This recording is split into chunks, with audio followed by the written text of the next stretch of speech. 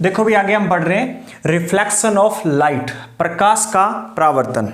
ठीक है, सबसे पहले मैं आपको क्या करता हूं, डायरेक्ट इसकी डेफिनेशन बताता हूं, फिर हम उसको डेफिनेशन को एक्सप्लेनेशन के आधार पर देखेंगे, पूरा पूरा एक्सप्लेन करके देखेंगे क्या है।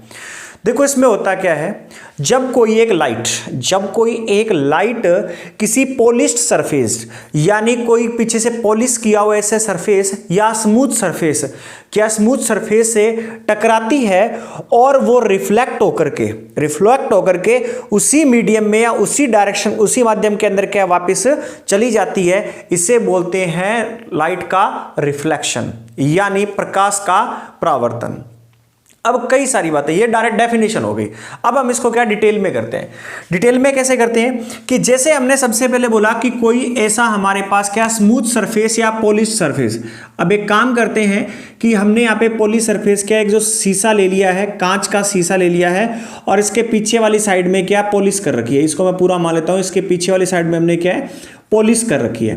तो एक पॉलिश सरफेस हो गया अपने पास। ठीक है, अब क्या होती है, कोई एक प्रकाश की किरण अब क्या इसके ऊपर टकराती है। ठीक है जी, टकरा करके वो क्या है उसी माध्यम में या उसी सरफेस जो अपने पास वही जो माध्यम था, जो इसका मीडियम था, उसी मीडियम में वापस चली जाती है।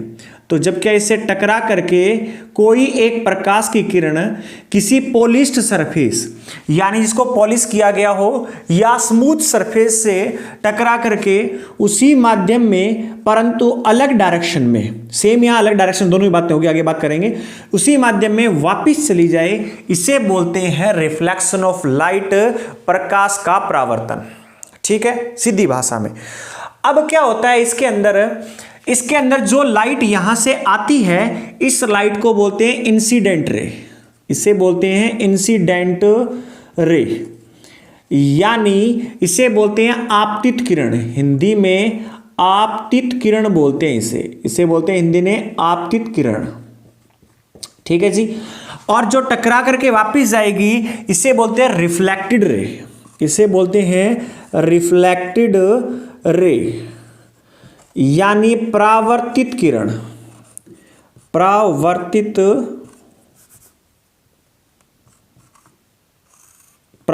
किरण।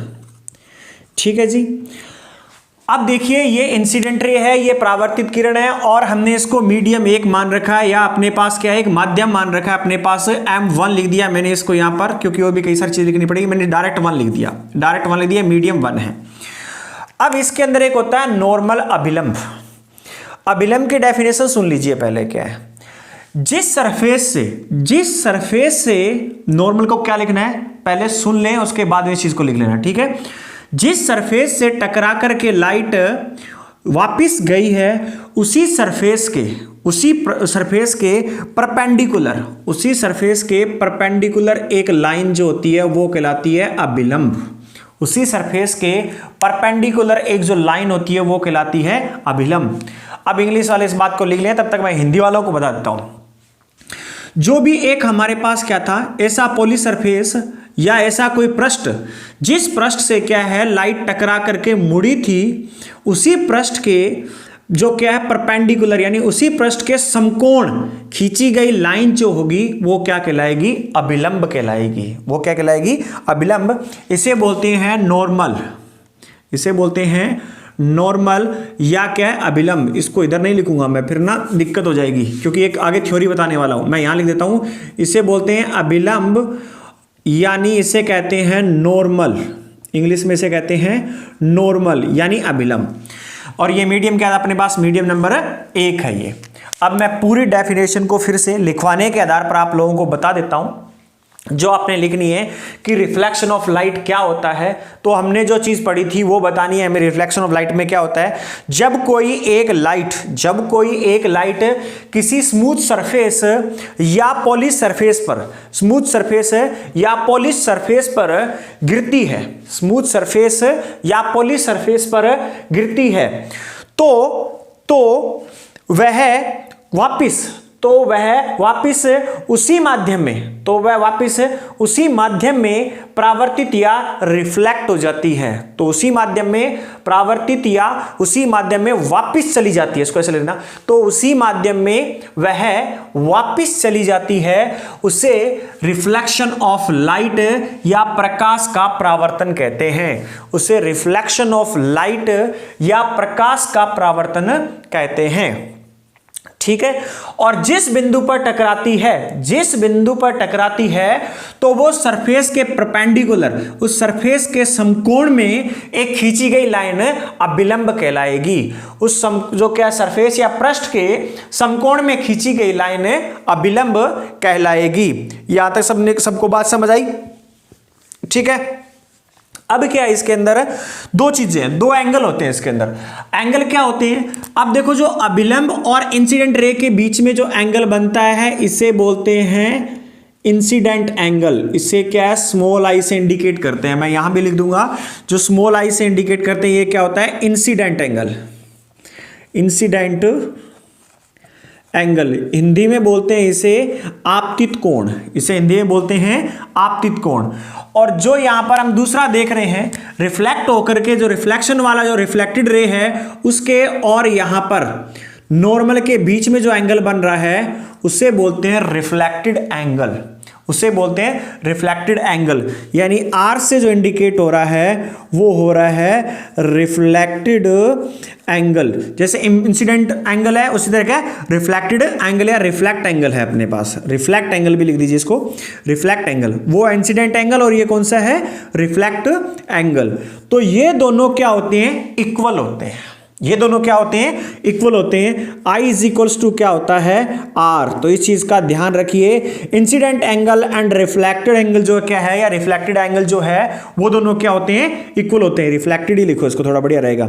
यानी परावर्तित, रिफ्लेक्टेड यानी परावर्तित कोण, यानी आपतित कोण और परावर्तित कोण दोनों क्या होते हैं, इक्वल होते हैं। यहां तक बात क्लियर हुई? तो अब हम इसके अंदर आगे जो बात कर रहे हैं वो कर रहे हैं law of reflection.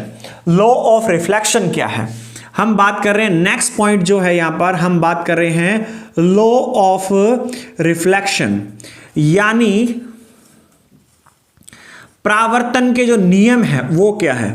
Law of reflection, परावर्तन के नियम है वो क्या है, रटने नहीं है, जो नियम है अपने पास ही है। जो नियम है वो क्या है, अपने पास ही है। पॉइंट नंबर एक इस नियम में क्या होता है, इंसिडेंट रे। पॉइंट नंबर 1 ये है कि इंसिडेंट कोमा रिफ्लेक्टेड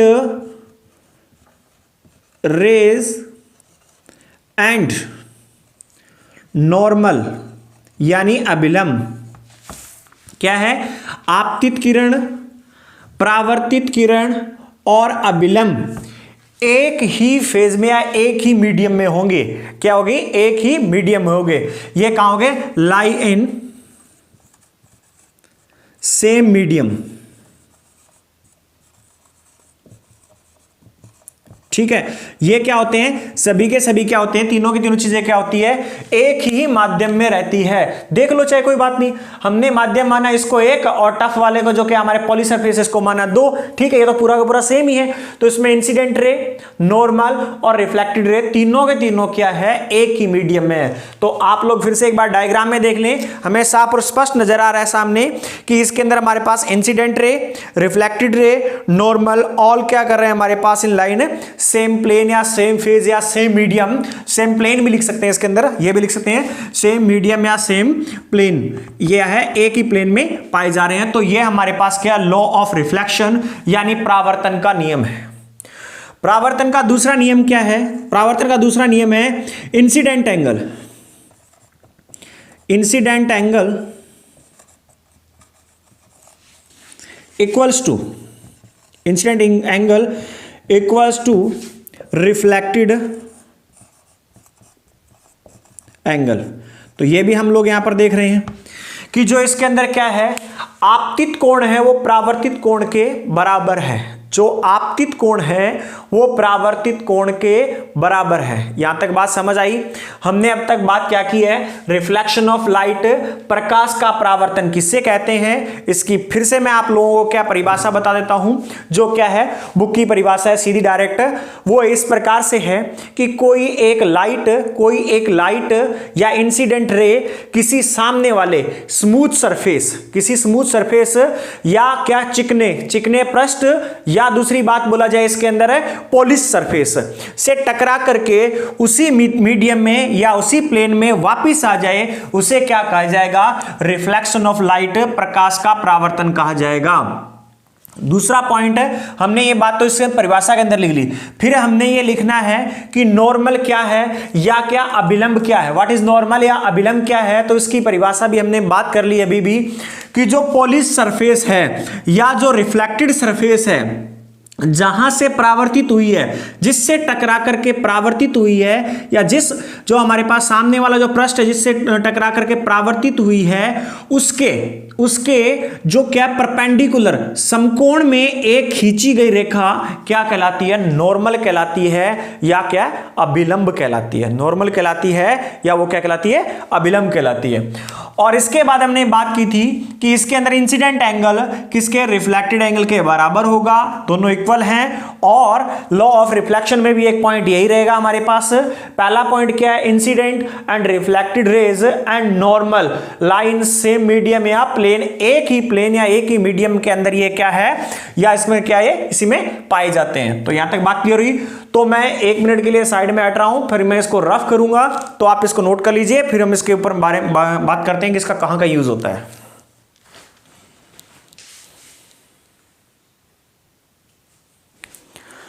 आ जाओ, अब बात करते हैं इसके एग्जाम्पल ऑफ रिफ्लेक्शन। अब तक हम क्या है, रिफ्लेक्शन जो है उसके बारे में बात कर चुके हैं, रिफ्लेक्शन क्या है, क्या उसके लॉ है, ठीक है, कानून के बारे में बात कर चुके हैं।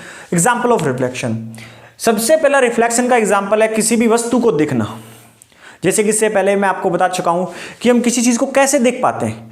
एक्चुअल में होता क्या है, किसी रिसोर्स से आकर के उस पर लाइट डलती है और वो लाइट क्या रिफ्लेक्ट होकर के जो हमारी आंखों में गिरेगी तो वो वस्तु हमें दिखाई देगी। अभी किसी से पूछो ना कि व्यक्ति को किस चीज से दिखाई देता है, कहते हैं आंखों से। तो भाई रात को अंधेरे में क्यों नहीं दिखाई देता, फिर आंखें तो तब भी होती है उसकी। एक्चुअल में क्या, आंखों के साथ साथ लाइट का रिफ्लेक्शन होना बहुत जरूरी है, और वो रिफ्लेक्टेड लाइट हमारी आंखों में गिरनी बहुत जरूरी है। अब क्या है कि मैंने इधर फेस कर रखा है, उधर कोई वस्तु पड़ी है, उस पर रिफ्लेक्ट तो हो रही है लाइट है, परंतु मेरी आंखों में नहीं गिर रही, तो वो वस्तु मुझे थोड़ी दिखाई देगी, वस्तु मुझे नहीं दिखाई देगी। परंतु जब मैं उस वस्तु के सामने देखूंगा और उसी समय उस पर क्या कोई लाइट आकर के गिरती है, लाइट रिफ्लेक्ट होकर के क्या होती है, वो लाइट रिफ्लेक्ट होकर के जब मेरी आंखों में गिरेगी तो मेरी आंखों में गिरने के बाद वो वस्तु मुझे दिखाई देगी। और जो भी कलर रिफ्लेक्ट होता है, जो भी कलर परावर्तित होता है, जो वहां से क्या गिर के हमारी आंखों में गिरता है, वही कलर उस वस्तु का दिखाई देता है। बाकी सारे कलर ऑब्जर्व कर लिए जाते हैं, सारे कलर अवशोषित हो जाते हैं। पत्तियां हरी क्यों दिखाई देती है, एक्चुअल में होता क्या है, सनलाइट आकर के गिर रही है जिसमें 7 कलर्स हैं, ठीक है, और वैसे है कैसी हो, व्हाइट है, सभी कलर को मिला करके उसमें आकर के गिर रही है, और उस पर क्या है, जो ग्रीन कलर है वो रिफ्लेक्ट होकर के हमारी आंखों में आके गिरता है, तब हमें पत्तियां हरी दिखाई देती है। बाकी सारे कलर क्या ऑब्जर्व कर लिए थे, अवशोषित कर लिए जाते हैं। नंबर 1 एग्जांपल तो वो है जो पहले ही बात कर चुके, अभी मैंने आपको बता दिया। दूसरा क्या रिफ्लेक्शन का एग्जांपल है, मिरर। जो क्या होता है, मिरर होता है तो उसके अंदर भी क्या है, कौन सी प्रॉपर्टी किसके रूल पे काम करता है, रिफ्लेक्शन पे काम करता है। किसके बेस पे काम करता है मिरर, जो शीशा होता है किसके बेस पे काम करता है, दर्पण यानी मिरर यानी दर्पण किसके बेस पे काम करता है, रिफ्लेक्शन पे। तो ये देखिए इसकी डेफिनेशन भी यही है हमारे पास, mirror is a polished surface. Mirror का क्या है, एक सरफेस क्या है, एक साइड क्या है, पॉलिश्ड है, लाइक ए ग्लास, जैसे कि ग्लास की, which reflect almost all the light incident on it. और जिसमें क्या है, अधिकतर जो क्या है, ज्यादातर क्या है, लाइट रिफ्लेक्ट, जो इंसिडेंट लाइट है वो क्या है, आपतित किरण वो क्या है, परावर्तित हो जाती है। तो इसने क्या है, हमने डेफिनेशन क्या पढ़ी थी रिफ्लेक्शन की, ये डेफिनेशन तो थी कि कोई एक इंसिडेंट लाइट गिरती है, वो क्या है, किसी सरफेस पे, स्मूथ पॉलिश सरफेस पे टकराती है, और वो क्या होती है, रिफ्लेक्ट होकर के वापस उसी प्लेन में आ जाती है या उसी मीडियम में आती है। सेम डेफिनेशन तो इसी की, बस थोड़ी सी घुमा करके बातें की गई है, लाइक ए ग्लास, ठीक है, ऑलमोस्ट दे दिया, ये बातें तो बोली है कि मिरर नाम दे दिया, बाकी तो वही है। बाकी तो वही है। तो इसलिए क्या है, जो मिरर होता है वो क्या रिफ्लेक्शन के बेस पे काम करता है। अब क्या है, अगर हम बात करें यहां पर हमारे पास दो प्रकार के मिरर होते हैं, दो प्रकार के मिरर हैं। कौन से? एक है प्लेन मिरर यानी साधारण दर्पण, प्लेन मिरर यानी साधारण दर्पण। ये साधारण दर्पण कौन सा है? ये साधारण दर्पण वो है जिसमें हम अपना चेहरा देखते हैं, घरों में हम जिसमें अपना चेहरा देखते हैं। या क्या होता है, घरों में क्या होता है, कुछ शीशे, बड़े बड़े शीशे लगाए जाते हैं, क्या अलमेरा वगैरह के ऊपर भी, क्या अपनी शक्ल वगैरह देखने के लिए वो, या महिलाओं के सजने धजने के लिए जो लगाए जाते हैं, आजकल बन के आते हैं, उसको क्या नाम है, नाम भूल गया मैं, जो भी है, जिसपे क्या है महिलाएं जिसके सामने बैठ के श्रृंगार करती है, 16 श्रृंगार, तो वो वाला। ये अपने पास कौन से है? प्लेन मिरर है। ये कौन से है? Plane mirror. और दूसरा किस प्रकार का होता है? स्फेरिकल मिरर, यानी कैसा? जो अपने पास गोलीय दर्पण। स्फेरिकल मिरर यानी गोलीय दर्पण। ये कैसा? साधारण दर्पण। तो सबसे पहले हम इसके बारे में पढ़ेंगे। इसके अंदर अगर हमारे पास अगर मैं यहां पे एग्जांपल दूं तो इसका सबसे बढ़िया एग्जांपल हमारे पास क्या है, जो भी हम फेस देखने के लिए जिस मिरर का यूज करते हैं वो हमारे पास क्या? प्लेन मिरर है। अपना चेहरा वगैरह देखने के लिए घरों में यूज करते हैं, वो कौन सा है? प्लेन मिरर है। स्फेरिकल मिरर के बारे में आगे बात करेंगे, पहले प्लेन मिरर और के बारे में पढ़ लेते हैं और इसकी प्रॉपर्टीज वगैरह भी देख लेते हैं, इसके फैक्ट क्या क्या है इसके अंदर वो देख लेते हैं। अब अपने पास आता है प्लेन मिरर। अब देखो ये प्लेन मिरर क्या है? The object and image both are located at equal distance but opposite side of the mirror. इसके अंदर ऐसा होता है। तो घरों में जो हमारे पास शीशा है, अब तो ये डेफिनेशन है, ये तो लिखवानी पड़ेगी, पर तो मैं आपको समझाता हूं कैसे। घर में आज ही जाके कोई बड़ा शीशा या कोई शीशा उसके सामने आप खड़े हो जाना और आप अपने आप को देखना, तो आप क्या लगा, देखो ऑब्जेक्ट यानी वस्तु, यानी क्या कोई वस्तु और उसकी परछाई दोनों क्या इक्वल दूरी पर क्या होती है? नजर आती है, परंतु एक शीशे के उधर वाली साइड में, एक इधर वाली साइड है। पहले हिंदी वालों को भी बता देता हूं कि वस्तु और उसका जो प्रतिबिंब है, वस्तु और उसका प्रतिबिंब है, दोनों के दोनों समान दूरी पर नजर आते हैं, परंतु एक मिरर के क्या है, एक उधर वाली साइड में और एक इधर वाली साइड, एक दूसरी साइड में होता है। तो घर में जाके आप क्या सामने बड़े शीशे के सामने खड़े हो ना, आप यहां खड़े हो, जो आपका डिस्टेंस है उससे 3 कदम 4 कदम 2 मीटर 5 मीटर या सेंटीमीटर में कर सकते हो, सेंटीमीटर जो भी है, उतना ही पीछे नजर आएगा आपको, शीशे के पीछे अंदर वाली साइड में आपको उतना ही दूर नजर आएगा आपका प्रतिबिंब। ये क्या है? खासियत है प्लेन मिरर की, यहीं से इसकी डेफिनेशन जनरेट हुई है। यस या नो है ना? बात क्लियर होगी। अगला पॉइंट क्या है, अब हम कुछ पढ़ते हैं, तथ्य कुछ फैक्ट्स पढ़ते हैं। फैक्ट क्या है अपने पास? फैक्ट की बात की जाए, नंबर 1 फैक्ट है, if a body having a speed of v, अगर कोई एक वस्तु या कोई एक बॉडी है वो क्या है v स्पीड से मूव करती है, चलती है किसकी तरफ में? शीशे की तरफ में, तो उसकी इमेज उसके सामने, शीशे में से प्लेन मिरर में से उसकी इमेज उसके सामने 2v स्पीड से आती हुई नजर आती है। ये तो मैंने जो यहां लिखा है उसको एक्सप्लेन किया है। अब क्या करना, जिस शीशे के सामने आप खड़े हो उसी शीशे के सामने क्या आप तेजी से चल के देखना। जब आप तेजी से चलोगे तो क्या होगा, अगर आप जितनी स्पीड से चल रहे हैं उतनी स्पीड से क्या है आपकी इमेज चल रही होगी आपके सामने की तरफ। अगर आप यहां से क्या 5 किलोमीटर प्रति घंटा की रफ्तार से चल रहे, दूर से भागे आ रहे हैं, तो आपकी इमेज भी 5 किलोमीटर प्रति घंटा की रफ्तार से चल के आ रही होगी, परंतु दोनों क्या हो रहे हैं, एक दूसरे के आमने सामने आ रहे हैं, तो रिलेटिव स्पीड हो जाएगी। रिलेटिव स्पीड में क्या हो, दोनों स्पीडें जुड़ जाएगी। 5 किलोमीटर से व्यक्ति जा रहा है, 5 किलोमीटर से सामने से क्या शीशे में से क्या शीशे की तरफ से इमेज आ रही है, तो स्पीड क्या है 10 हो जाएगी, तो वो क्या है ट्वाइस हो जाएगी। तो ऐसा नजर आएगा कि दुगनी स्पीड से हमारी तरफ आ रहा है। तो यही चीज यहां पर बोली गई है कि अगर v स्पीड से कोई एक वस्तु जाती है तो जो शीशे में से जो आने वाली है उसका जो प्लेन मिरर से जो क्या आएगी उसकी स्पीड क्या है 2v नजर आएगी। अब यह प्रतीत होगी, परंतु अगर आपसे यह पूछे, बड़े ध्यान से यहां पे पॉइंट नोट करने की जरूरत है, ऐसा हमें एहसास होगा, ऐसा हमें लगेगा कि 2v से आ रही है। एक्चुअल में जितनी स्पीड से हम जा रहे हैं शीशे की तरफ उतनी स्पीड से क्या है वस्तु आ रही है इधर की तरफ। यस या नो है ना? बात क्लियर हुई। अगला फैक्ट क्या है, नेक्स्ट फैक्ट अगर अपने पास, अब मैं आपको ये पॉइंट टू पॉइंट बताता हूं सीधे। दूसरा अगर अपने पास फैक्ट की बात की जाए तो वो है फैक्ट नंबर 1 हो गया। फैक्ट नंबर 2 की बात की जाए तो अगर किसी शीशे में, अगर किसी दर्पण में, प्लेन मिरर में, साधारण दर्पण में अगर आपको अपना पूरा प्रतिबिंब देखना है, अपना पूरा फोटो देखना है, पूरे के पूरे आ जाओ आप, ऊपर से लेकर नीचे, यानी बाल के ऊपर चोटी वाले हिस्से से लेके एडी तक पूरी की पूरी फोटो दिखाई दे जाए, तो उस शीशे का जो साइज होना चाहिए वो आपकी हाइट का हाफ होना चाहिए। लगभग आपकी हाइट का कम से कम कितना होना चाहिए? आधा होना चाहिए। कितना होना चाहिए? आधा होना चाहिए। बात क्लियर हुई। यहां तक बात क्लियर है सबको कि क्या करना है, क्या है हमारे पास, किसी वस्तु को देख रहे हैं तो उसके लिए क्या होना चाहिए, उसकी व्यक्ति की हाइट की आधा क्या होना चाहिए, मिरर होना चाहिए, उसको अपना पूरा प्रतिबिंब देखने के लिए, उसे अपनी पूरी फोटो देखने के लिए जो शीशा है या जो मिरर है उसकी हाइट क्या होनी चाहिए, उस व्यक्ति की हाइट की लगभग कम से कम आधी होनी चाहिए। ठीक है, अब यहां से तो ये 2 फैक्ट बन गए, हाइट वाला बन गया, एक ये बन गया।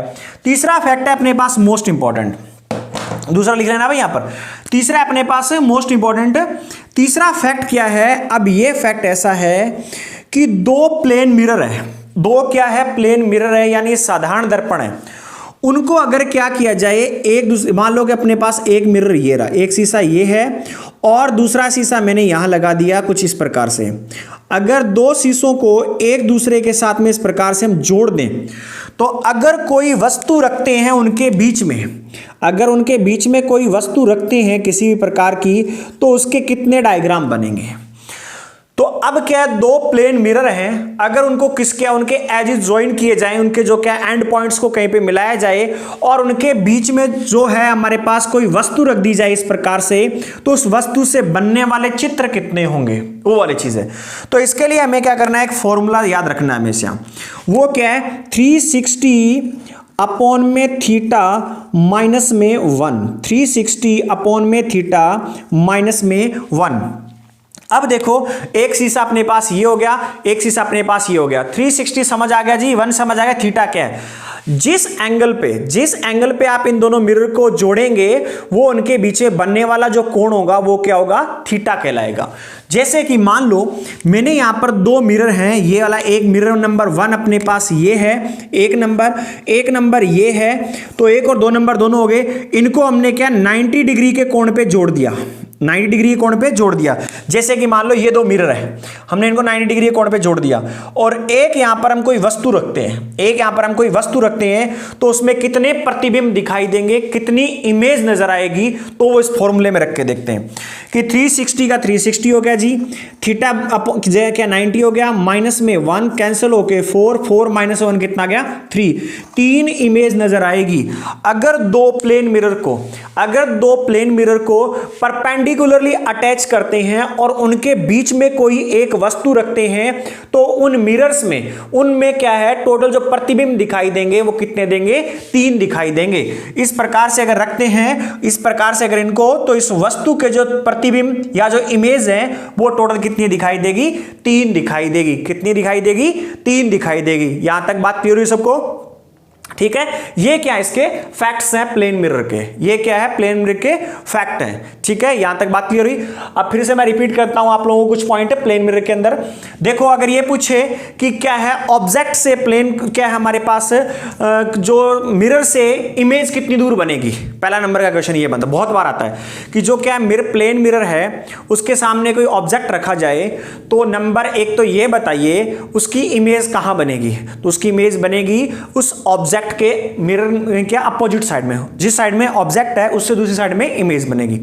कितनी दूर बनेगी, जितना दूर उस मिरर से वो वस्तु या व्यक्ति खड़ा है उतना ही दूर पीछे की साइड में उसकी इमेज प्रतिबिंब से नजर आएगा। तो ये बात होती है इसके क्या प्लेन मिरर की डेफिनेशन से क्लियर।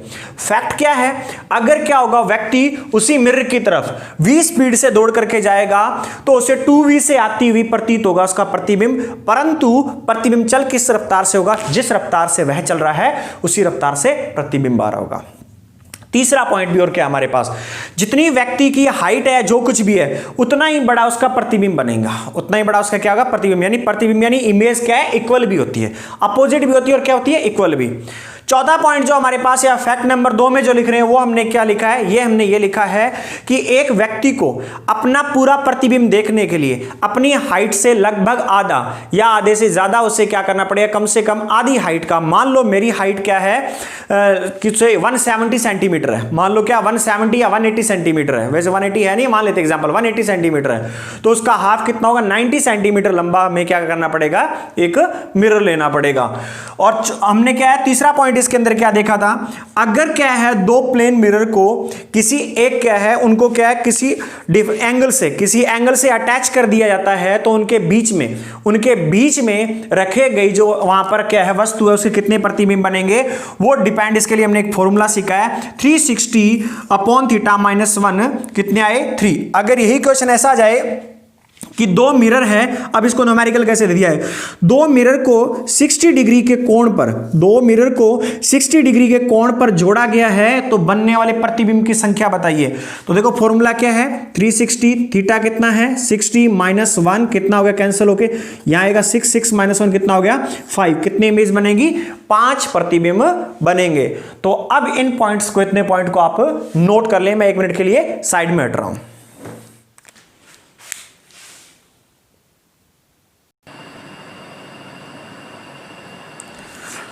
अभी प्लेन मिरर के यूजेस जो क्या है, नंबर 1 यूज हो रहा है अपने पास, हम बात कर चुके हैं लुकिंग ग्लास, जो शीशा वगैरह होता है उसके अंदर देखते हैं हमारा चेहरा वगैरह देखते हैं, उसको हम क्या लुकिंग ग्लास के बारे में पढ़ चुके हैं, तो वहां यूज होता है। दूसरा अगर यूज देखा जाए तो कैलेडोस्कोप में बहुरूपदर्शी। अब ये बहुरूपदर्शी क्या होता है, एक्चुअल में क्या होता है, इक्वल साइज के 3 ग्लास की क्या प्लेन मिरर ले लिए थे, जैसे कि अपने पास ये है, जैसे इसका लेंथ और विड्थ है इस साइज के हमने 3 मिरर ले लिए एक जैसे। अब उन मिरर को क्या कर दिया इस प्रकार से, और एक मिरर ये हो गया, एक तो ये हो गया, एक हमने यहां लगा दिया और एक मिरर हमने यहां लगा दिया, इनको 60 डिग्री के एंगल पे क्या कर दिया जोड़ दिया, 60 डिग्री एंगल पे क्या कर दिया, तीनों को जोड़ दिया। तो ये क्या होगा हमारे पास पॉलीगन बन जाएगा, क्या बन जाएगा, बंद सर्किट हो जाएगा, और कैसा दिखेगा देखने पे सामने से ट्रायंगल जैसा दिखेगा, कैसा दिखेगा ट्रायंगल जैसा। तो जो तीनों ग्लास ये अटैच किए रहते हैं, जोड़े जाते हैं एक दूसरे से, इनके बीच में एंगल पूछा जाता है। कैलेडोस्कोप में कितने ग्लास यूज होते हैं, कितने प्लेन मिरर होते हैं, 3 यूज होते हैं, और उनके किस एंगल पे अटैच किया जाता है, जोड़ा जाता है, तो 60 डिग्री के कोण पे जोड़ा जाता है, ये और 60 डिग्री पे, ये और 60 डिग्री पे, तो 60-60 करके तीनों क्या हो जाएंगे। अब देखो कोई एक ऐसा है, ये 60 डिग्री पे, ये दोनों क्या हो गए 60-60 पे, और ये अपने आप क्या हो गया 60 पे, तो ये कोण भी 60 डिग्री हो गया, ये एंगल भी 60 डिग्री और ये एंगल भी 60 डिग्री। ये कुछ इस प्रकार से बन जाएगा अपने पास। 2D में वही एडजस्ट करना पड़ेगा, 2D में ये अभी अपने पास है, ये इस प्रकार से बन जाएगा। ठीक है, अब ये बन गया अपने पास 60 डिग्री, एंगल कितना होता है कैलेडोस्कोप में 60 डिग्री का। अब क्या होता है, इसको ऊपर से क्या पन्नी वगैरह से लगा करके एक साइड तो इसकी बंद कर दी जाती है। ठीक है, वो क्या है हमारे पास किसी गत्ते वगैरह से या किसी भी चीज़ से, जिससे कि आर पार ना हो, ट्रांसपेरेंट ना हो, जो क्या हमारे पास है उस वस्तु से इसको बंद कर दिया जाता है। और दूसरी साइड से क्या कांच के छोटे छोटे टुकड़े डाल दिए जाते हैं, और मान लो इधर वाली साइड में इसने क्या किया, यहाँ पे एक ट्रांसपेरेंट कांच लगा लिया, ट्रांसपेरेंट इसने क्या कर दिया, शीशा लगा दिया। तो अब क्या करेगा, जब इसको इस प्रकार से हिलाएगा तो इसके अंदर बहुत सारे कलर से नजर आएंगे, बहुत सारे कलर से क्या नजर आएंगे अलग अलग प्रकार के से। ठीक है, इसलिए इसे बोलते हैं बहुरूपदर्शी। अब एक बार इसको आप क्या करना, गूगल वगैरह और क्या यूट्यूब वगैरह पे इसके डायग्राम देख लेना, आपको पता चल जाएगा। पर दो हमारे लिए मोस्ट इंपॉर्टेंट चीज है कि यूज किस में होता है, कैलेडोस्कोप में। कितने मिरर लगे होते हैं, प्लेन मिरर 3 मिरर, किस एंगल पे अटैच किए थे 60 डिग्री के एंगल पे। अब अपने पास था पेरिस्कोप।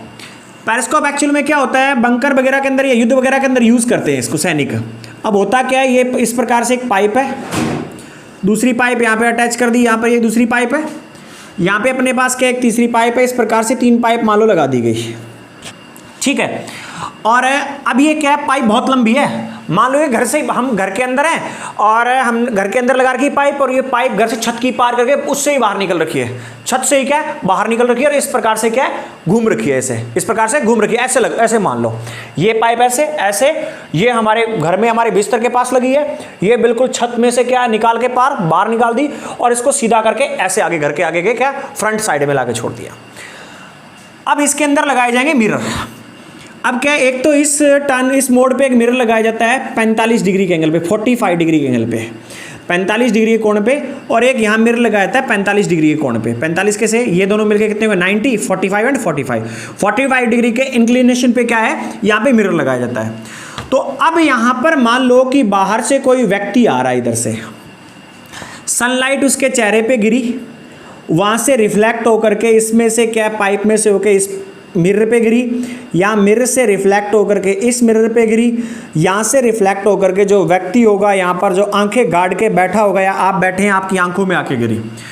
आप अपने कमरे के अंदर रह करके भी दूर से आते हुए व्यक्ति को जो इस पाइप के सामने है उस व्यक्ति को देख पाते हैं। किसकी सहायता से? पेरिस्कोप। इससे बोला जाता है पेरिस्कोप। पेरिस्कोप में कितने मिरर यूज होते हैं? 2। कितने डिग्री के एंगल पे यूज किया था उनको? 45 डिग्री के एंगल पे यूज किया था। इनका अधिकतर यूज ऐसा नहीं कि अब हम यूज करते हैं, हमने तो कभी यूज किया नहीं। इनका अधिकतर यूज किया जाता है क्या है, जो हमारी आर्मी है तो टैंक वगैरह के अंदर वो हमारे सैनिक छिप करके पेरिस्कोप से बाहर देखते हैं कि कहां कौन सा दुश्मन है, उसको अंदर से ऑटो कंट्रोल करके क्या करते हैं, उसे निशाना लगाते हैं। तो युद्ध वगैरह के अंदर यूज किया जाता है। तो ये है प्लेन मिरर के यूजेस, इनको नोट कर लें और इन दोनों को एक बार थोड़ा सा देख लेना, ठीक है।